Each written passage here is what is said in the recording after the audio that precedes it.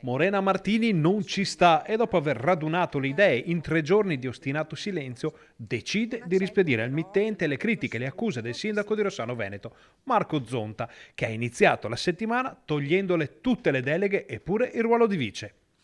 Fra i temi sollevati da Zonta nelle motivazioni della defenestrazione della Martini c'è quello dei lavori della piazza e del mancato arrivo di un ente di formazione negli stabili che danno sull'area centrale del paese.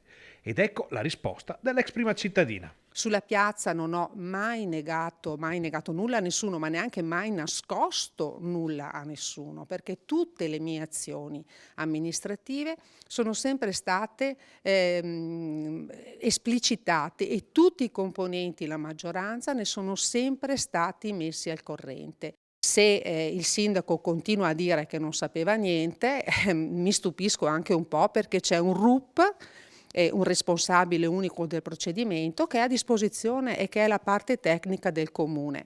E poi sul discorso ENAIP, anche lì ci sono mail che io scrivo al sindaco dove gli preparo le lettere da firmare, da inviare ai vari enti di formazione e ENAIP può aver cambiato idea per 1000 ragioni, ma la domanda che faccio è questa: ma lui che è il sindaco, ENAIP l'ha chiamata o aspettava che chiamassi io?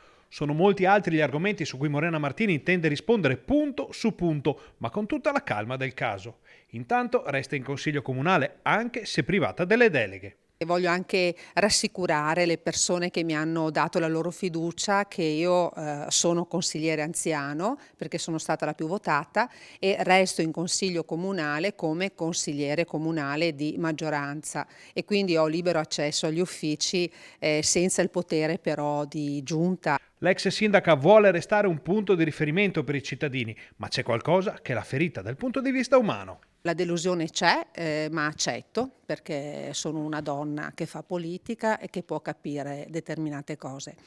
Non accetto però nel modo più assoluto che si infanghi il mio onore e la mia onorabilità di amministratore.